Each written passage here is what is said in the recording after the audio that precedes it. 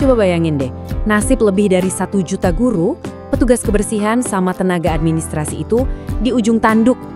Bertahun-tahun status mereka itu nggak jelas, kayak digantung gitu. Tapi kayaknya sekarang ada angin segar. Sebuah kebijakan baru bisa jadi akan mengubah semuanya.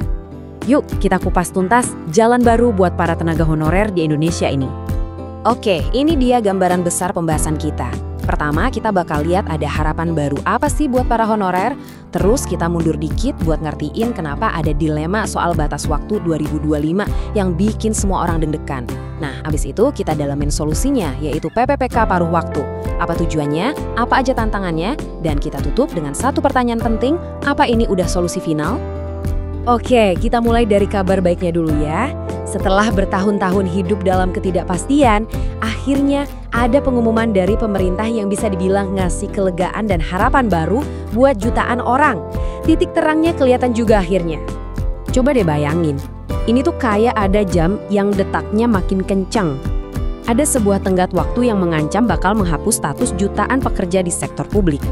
Jadi, ya pekerjaan mereka, sumber penghidupan mereka, semuanya itu benar-benar di ujung tanduk. Sampai akhirnya muncullah sebuah peraturan baru yang mengubah permainan. Semua kebingungan dan ketidakpastian itu mulai digantikan sama jalan keluar yang ya jauh lebih jelas dan terstruktur. Oke, tapi sebelum kita ngomongin solusinya, penting banget nih buat kita paham dulu akarnya. Kenapa sih situasinya bisa segenting ini? Apa yang bikin pemerintah harus gerak cepat? Nah, akar masalahnya tuh ada di sini. Undang-Undang ASN tahun 2023. Aturan ini ngasih tanggal saklek nggak bisa ditawar, 1 Januari 2025. Lewat dari tanggal itu, status honorer bakal dihapus. Titik. Jelas kan? Ini bikin semua pihak harus kejar-kejaran sama waktu buat nyari solusi. Dan kita ngomongin angka yang nggak main-main loh. Ada lebih dari 1,3 juta orang yang nasibnya dipertaruhkan. Gede banget kan jumlahnya? Dan ini sangat berpotensi mengganggu jalannya layanan publik di seluruh Indonesia.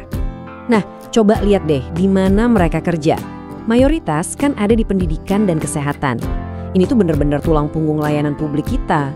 Jadi, kehilangan mereka itu bukan cuma soal hilang angka, tapi bisa-bisa melumpuhkan layanan dasar buat jutaan warga. Terus gimana solusinya? Nah, pemerintah memperkenalkan sebuah skema baru yang namanya PPPK paruh waktu.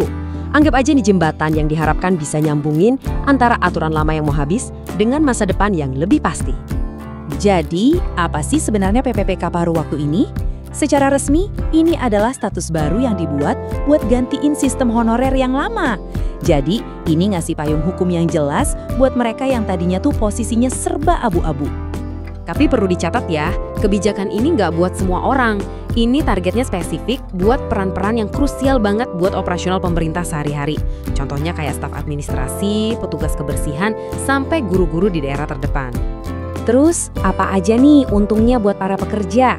Status baru ini artinya ada pengakuan formal, ada gaji yang jelas ukurannya, ada jaminan sosial, hak cuti, dan ini yang paling penting, ada perlindungan hukum sebagai bagian dari aparatur sipil negara, sesuatu yang sebelumnya mereka nggak punya. Oke, sekarang kita coba lihat, apa sih alasan pemerintah di balik reformasi besar-besaran ini? Setiap kebijakan gede kan pasti ada tujuan yang jelas. Nah, apa aja tujuannya?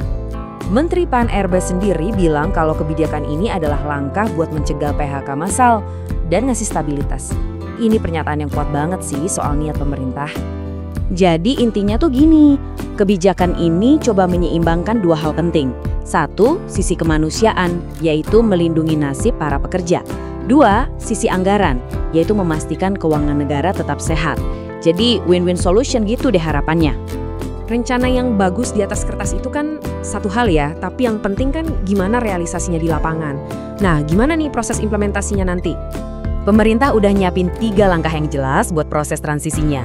Dimulai dari tiap instansi ngajuin kebutuhan, terus ada seleksi sederhana sampai akhirnya tanda tangan kontrak. Tujuannya sih biar prosesnya cepat dan efisien. Dan target awalnya ini nggak main-main loh, mau menyerap sekitar 700.000 tenaga honorer ke skema baru ini di tahun depan. Itu kan lebih dari setengah total honorer yang ada. Ini nunjukin keseriusan pemerintah sih. Tapi tentu nggak semulus itu. Para ahli kebijakan udah ngasih lampu kuning soal beberapa tantangan yang bisa muncul, terutama di level Pemda. Isu-isu kayak duitnya dari mana, proses seleksinya transparan apa enggak, dan gimana cara ngawasin kinerjanya, itu bakal jadi kunci berhasil atau enggaknya program ini. Nah, di balik semua angka dan peraturan yang kita bahas tadi, ada dampak yang paling penting, dampak kemanusiaannya. Karena pada akhirnya, ini kan cerita tentang nasib jutaan orang. Buat banyak orang, contohnya seperti seorang guru dari Jawa Tengah ini, kebijakan baru ini tuh ngasih rasa lega yang luar biasa. Akhirnya ada pengakuan resmi setelah bertahun-tahun mengabdi. Jadi ini bukan cuma soal kerjaan, tapi juga soal martabat dan kepastian hidup. Ini yang kemudian membawa kita ke pertanyaan terakhir. Apakah skema PPPK paruh waktu ini beneran solusi final? Atau ini cuma batu loncatan aja? Langkah pertama menuju status kepegawaian penuh di masa depan. Perjalanan nasib para honorer ini ya masih akan terus kita saksikan sama-sama.